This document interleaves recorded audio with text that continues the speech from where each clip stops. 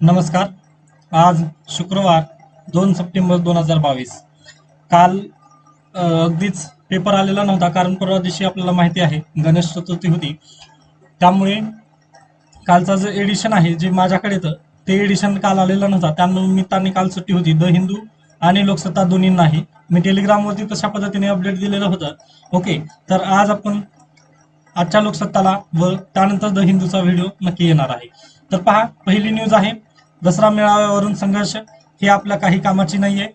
त्यानंतर real life real people, हे पण म्हणजे अगदीच मोटिवेशनसाठी वगैरे कामाचे आहेत, परंतु एमपीएससी मध्ये वगैरे विचारण्यात येणार नाही, त्यामुळे मी याला स्किप करतोय. पहा, त्यानंतर राज्यातील जीएसटी संकलनाचे संकलनामध्ये घट झालेली आहे.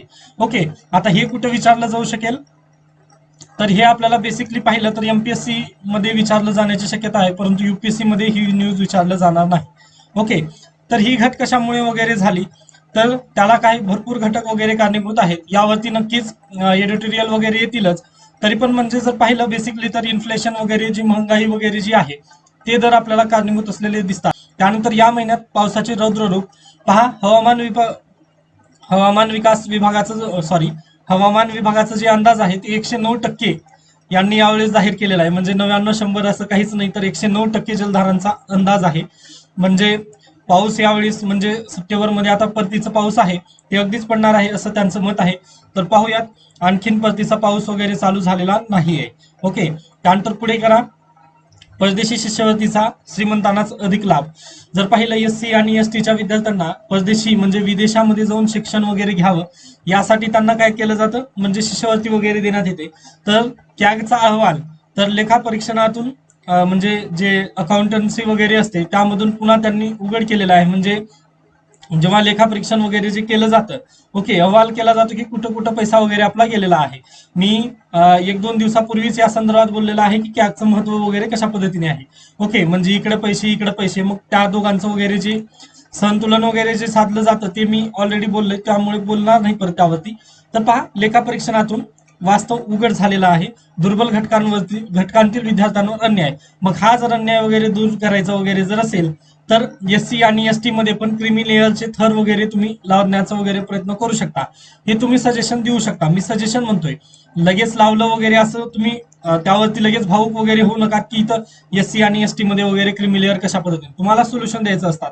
ओके, तुम्ही भावी प्रशासक होणार आहात, मग तुम्हाला न्यूट्रल राहायला पाहिजे व समाजाचा विकास वगैरे कशा पद्धतीने साजेल वगैरे यासाठी तुम्हाला सोल्युशन द्यायचं असतं.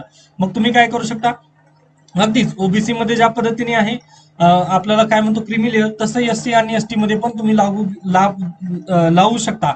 कारण पहा, जे म्हणजे श्रीमंत जे व्यक्ती आहेत एससी आणि एसटी दरम्यानचे जे श्रीमंत आहेत त्यांनाच लाभ हा जास्तीत जास्त जात आहे. म्हणजे गरीब आणि तडक्या म्हणजे गरीब जे विद्यार्थी आहेत, ओके, जे अगदीच दलित वगैरे आहेत त्यांना हा लाभ भेटतच नाहीये. ओके, जे उच्च शिक्षित घराणे आहेत व एससी मधून येतात त्यांचं अगोदरच विकास झालेला आहे, ते परत परत ह्याच आरक्षणाचा वगैरे लाभ घेत आहेत. मग जर तुम्ही जर क्रिमी लेअरचा थर वगैरे जर लावला, तर ह्या लाभापासून म्हणजे हे फिरत फिरत अशा पद्धतीने थोडंसं मोठं होईल. जे दलित वगैरे वर्ग आहेत त्यांच्याकडे पण हा अगदीच फायदा मिळू शकेल. तसं पाहिलं तर क्रिमी लेअरचा लाभ घेतलेले अगदीच म्हणजे हे पण नसतात. ओके, आता जरी पाहिलं माझ्या समूहाचे पण भरपूर आहेत. ओके, तसं क्रिमी लेअर व उत्पन्नाचं सर्टिफिकेट वगैरे याचं आणि खऱ्या आयुष्यातली वगैरे जी संपत्ती वगैरे असतं याचं खरं खरं जर पाहिलं तर काही संबंध वगैरे नसतो. परंतु आपण एक देशाचे नागरिक म्हणून आपण प्रामाणिक राहायला पाहिजे, हे आपल्याला अगदीच असलं पाहिजे. म्हणजे प्रामाणिक राहिलं आपण पाहिजे. ओके, त्यानंतर स्पर्धा परीक्षा मराठीतून घेण्याविषयीचे धोरण ठरवण्याचा सूचना. याचिका जनहित याचिकेत रूपांतर होण्याची शक्यता. म्हणजे औरंगाबाद हायकोर्टामध्ये एक याचिका वगैरे दायर करण्यात आलेली आहे की वायसीएमओयूचे जे पेपर वगैरे असतात ते मराठी माध्यमातून असतात, बीएससीचे वगैरे, मग पुन्हा इंग्लिशमध्ये दुसरे विद्यापीठाचे वगैरे इंग्लिश माध्यमातून वगैरे घेतात, सेट नेट वगैरे ज्या पद्धतीचे असतील, मग त्यावर पण मराठीमधूनच वगैरे असावं असं यांचं मत आहे. पाहूयात, याबद्दल आपण आपल्याला तेवढंसं जास्त हे करण्याची आवश्यकता नाहीये. त्यानंतर पुढे चला, अगदीच म्हणजे सर्व गणपती आणि त्यानंतर त्यानंतर पहा, राज्यातील जीएसटी संकलनात घट. परत परत तेच येणार आहे. हे पहा, एप्रिलमध्ये, त्यानंतर मे मध्ये, जूनमध्ये, जुलैमध्ये, ऑगस्टमध्ये एवढा म्हणजे त्यांनी हे केलेलं आहे. ही घट होत असलेली आपल्याला दिसून येत आहे.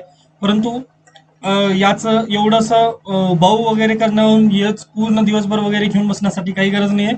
तुम्ही मृणाल सरांचे म्हणजे मी जेवढं जास्त एक्सप्लेन करू शकत नाही तेवढं तुम्ही मृणाल सरांचे पुन्हा व्हिडिओ येतील म्हणजे युपीएससी परीक्षेच्या अगोदर मृणाल सरांची Win23 येईल. आता ही सिरीज आल्यानंतर मी पण आपल्या टेलिग्रामवरती अपडेट देईन, तेव्हा तुम्ही त्यांचे प्लीज सेशन जॉईन करा. कारण मी पण आता ही पूर्ण डिटेलमध्ये वगैरे कधी घेत बसत नाही. ओके, म्हणजे मी पण वाचत बसत नाही, त्यांचे तेवढे व्हिडिओ वगैरे तयार करायचे कारण त्यामधून येतं. मग कधीच कट ऑफ 100 पैकी 100 नसतं, त्यामुळे याला स्किप केलं तरी नगदीच चालेल. त्यानंतर पुढे चला. त्यानंतर पहा, मिखाईल गोब्राचेव यांच्यावर उद्या अंत्यसंस्कार.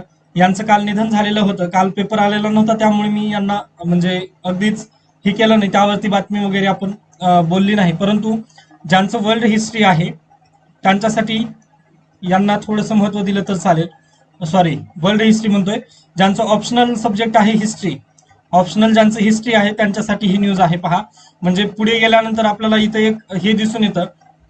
पहा, गांधी टिळकांचा शब्द वारसा यावरती प्रश्न येत नाही येत आता, तर त्यांच्यावरती ओपिनियन बेस्ड.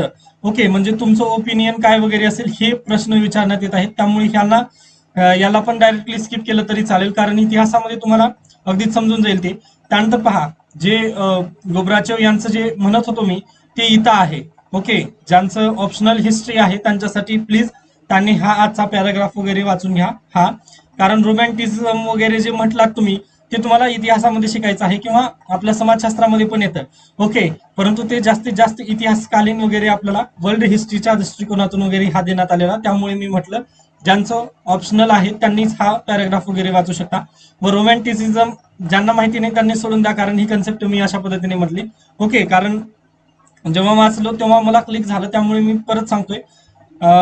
म्हणजे तुम्ही हा नक्की वाचून घ्या, तुम्हाला आहेत कन्सेप्ट. ओके, हिस्ट्री ऑप्शनलसाठी मी व्हिडिओ पण बनवलेला आहे त्या संदर्भात म्हटलं. ओके, त्यानंतर पुढे चला. धर्म म्हणजे रिलिजन नव्हे, याला डायरेक्टली स्किप करा. असे प्रश्न कदापि आलेले नाहीत, आलेले आहेत रिलिजियस सेंटिमेंट वगैरे फ्रान्सच्या संबंधी वगैरे, परंतु ते मला नाही वाटत की हे वाचून तुम्हाला वगैरे मदत होईल, कारण हिंदू मुस्लिम वगैरे ते पण करण्यात जास्त मी प्रेफरन्स वगैरे देत नाही, त्यामुळे याला पण स्किप करून मी पुढे जातोय. म्हणजे आजच्या पण न्यूजमध्ये जास्त आपल्याला काही जास्त मला पाहायला मिळालं नाही, पण जे काही होतं त्या संदर्भात मी घेण्याचा प्रयत्न करतोय. त्यानंतर सांगलीतील गांजा लागवडी मागे संघटित शक्ती, असं म्हणजे राज्य उत्पादक शुल्क वगैरे जे हे आहे ऑफिस आहे त्यांच्या मार्फत चौकशी वगैरे करण्यात येत आहे. पहा, पूर्वी अगदीच गांजा म्हणजे गांजाद्वारे पण अगदी रोग वगैरे ठीक केले जाऊ शकतात, परंतु त्याचा सर्रास वापर जर पाहिलं तर व्यसनमुक्ती वगैरे त्याच्याकडे जाईल, त्यामुळे आपल्याला हे दिसून येतं. त्यानंतर हे ब्रिटिशांनी बंद केलेलं आहे. ओके, ब्रिटिशांनी हे बंद केलेलं आहे कारण त्यांना त्याच्यात नव्हतं, तर त्यांना चहा विस्की यामध्ये जास्त नशा वगैरे होता त्यांना, त्यामुळे हे झालेलं आहे. परंतु हे पण एक चांगली गोष्ट होती, परंतु ते ब्रिटिशांचे कायदे वगैरे आहेत, त्यामुळे आपण याच्यावर जास्त न बोलता आपण पुढे जाऊयात. ओके, फक्त तुम्ही शिकणार आहात 1898 जो काळ आहे तो या संदर्भातच आपल्याला शिकायचा आहे. त्यानंतर शिक्षक पदवीधर. आता जर पाहिलं तर युपीएससी मेन्स मध्ये GS2 मध्ये जे राज्यसभा आहे ते राज्यसभा असावी का नसावी का अशा पद्धतीचे प्रश्न येतात. ओके, राज्यसभेचं काय काम आहे अशा पद्धतीचे सर्रास प्रश्न विचारून गेलेले आहेत. मग अगदी तसंच जर एमपीएससी पण प्रश्न जर काढली तर असं होऊ शकतं की विधानसभा महाराष्ट्रामध्ये वगैरे असताना तुम्हाला विधान परिषदेची गरजच का वाटते. ओके, किंवा त्याच्या पुढे जाऊन शिक्षक आणि पदवीधर मतदारसंघांचीही तुम्हाला आवश्यकता का वाटते. ओके, मग त्यावेळेस तुम्हाला उत्तर वगैरे लिहायला पाहिजे. आता हे राजकीय आहे, परंतु तुम्ही अशा पद्धतीचा प्रश्न तयार होऊ शकतो, या निमित्ताने मी हा इथं घेतलेला आहे. तर पहा, जर तुम्ही विधान परिषदेचा वगैरे जर अभ्यास केला तर तुम्हाला समजून येतं की 1/12. ओके, हे काय असतील, ग्रॅज्युएट आणि टीचर्स यांचं मतदारसंघ वगैरे जे असणार आहे हे आपल्याला इथं दर्शवतं. मग हे अशा पद्धतीने तुम्हाला टोटल सगळं काही इथं लिहून म्हणजे त्यांची आवश्यकता वगैरे आपल्याला दाखवून द्यायची आहे की शिक्षण क्षेत्रामध्ये वगैरे जे नवीन नवीन बदल वगैरे करण्यासाठी आपल्याला पण एक कायदेमंडळ वगैरे गरज असते. म्हणजे पदवीधरांचे आणि शिक्षकांचे वगैरे जे मागण्या वगैरे आहेत ते तिथं समस्या वगैरे कायदेमंडळामध्ये कुणीतरी मांडतं, यासाठी आपल्याला याची वगैरे गरज लागते. व जर हे म्हटलं याच्या निगेटिव्ह जर म्हटलं तर ते तुम्ही सांगू शकता की त्यांची उपस्थिती वगैरे नसते कार्यालयामध्ये वगैरे, त्यांचं जे पदवीधर वगैरे जे आहेत त्यांच्यासोबत त्यांचा कॉन्टॅक्ट वगैरे नसतो, अशा पद्धतीने तुम्ही सांगू शकता व हे तुम्ही अगदी लिहू शकता असं माझं मत आहे. त्यामुळे मी याला पण स्किप करतोय. फक्त तुम्हाला माहिती असू द्या की अशा पद्धतीचा प्रश्न येऊ शकतो परीक्षेत. ओके. त्यानंतर आपत्ती आणि आपत्ती व्यवस्थापन हे वाचून घेऊ शकता तुम्ही, कारण डिझास्टर मॅनेजमेंट आपल्याला पण विषय आहे. ओके. मी जर गरजेचं नसलं तर सांगत पण नाही, परंतु तुम्ही ह्या टॉपिक वाचून घेऊ शकता. त्यानंतर पुढे चला. अगदीच राजकीय बातम्या आहेत व तो त्यांचा राजकीय विषय आहे, कारण त्यांनी पण तसंच म्हटलेलं होतं, त्यामुळे मी पण असंच म्हणतोय. ओके. त्यानंतर जीएसटी संकलन 1.43 लाख कोटींवर ऑगस्टमधील वाढ आगामी सणोत्सवातील कर विस्तारासाठी शुभसूचक.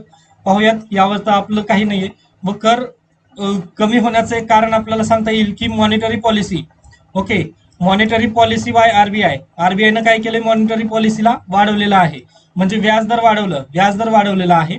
पहा, व्याज वाढवलेलं आहे. व्याज वाढवल्यामुळे काय केलं, जे आम नागरिक आहेत म्हणजे सामान्य नागरिक वगैरे ते कर्ज काय करतील, कमी घेतील. कर्ज कमी घेतील म्हणजे बाजारात पैसा वाढेल का, कमी होईल. म्हणजे पैसा पण बाजारातला पैसा कमी झाला. पैसा कमी झाला म्हटल्यानंतर शॉपिंग लोक जातील का, तर जाणार नाही. अशा पद्धतीने तुम्ही डायरेक्टली म्हणजे याला रिलेट वगैरे करू शकता. हे तुम्ही प्लीज GS3चा तुम्ही एकदा जर अभ्यास केलात ना, तुम्हाला सर्व काही समजून येईल. फक्त जास्त तुम्ही डीपली करंट अफेअर्स मध्ये न डुबता सिलेबस मध्ये डुबून जावा एकदा. सिलेबस जर तुमचा संपला ना, तुम्हाला अगदी समजून येईल की कोणता आवश्यक आहे व कोणता अनावश्यक आहे. ओके. हे अशा पद्धतीने आजचं लोकसत्ता न्यूजपेपर इथं संपत. यामध्ये जास्त काही बातम्या वगैरे विश्लेषण करण्यासारख्या पण नव्हत्या. ओके. व आता यानंतर द हिंदू घेऊन येणार आहे. फक्त द हिंदू मध्ये थोडासा रिस्पॉन्स कमी येत आहे, त्यामुळे मी आजपासून फक्त एडिटोरियल वगैरे घेणार आहोत आपण. ओके. एडिटोरियल तेवढं मी घेणार आहे, कारण जे विद्यार्थी आहेत, ओके, जे म्हणजे जे रेग्युलर पाहतात व त्यांना खरंच गरजेचं आहे त्यांच्यासाठी म्हणून मी काय करतोय, फक्त आजपासून एडिटोरियल घेतोय व जे महत्वाच्या बातम्या ते वाटतील तेच घेणार आहे. ओके. व जे म्हणजे अनावश्यक वगैरे जे बातम्या म्हणजे जे पॉलिटिशी रिलेटेड व महाराष्ट्राशी संबंधित वगैरे जे बातम्या आहेत ते लोकसत्तामध्ये आपण डेली कव्हर करत आहोत. त्यामुळे काय, माझा पण वेळ वाचेल. ओके. फक्त एडिटोरियल तिकडे घेऊयात व लोकसत्तामधील तुम्ही बातम्या पाहून घ्या, म्हणजे तुम्हाला आपल्या आजूबाजूला काय चालू आहे हे पण समजून येईल. व एडिटोरियल मधून तुम्हाला फक्त एक आयडिया वगैरे येईल की निबंध वगैरे कशा पद्धतीने लिहिला जाऊ शकतो वगैरे. ते मी एडिटोरियल आता डिटेलमध्ये वगैरे करण्याचा नक्की प्रयत्न करणार आहे. ओके. आय होप तुम्हाला आजचा लोकसत्ता वगैरे समजलेला असेल. काही याबाबत शंका वगैरे असतील तर तुम्ही नक्की मला विचारू शकता. धन्यवाद.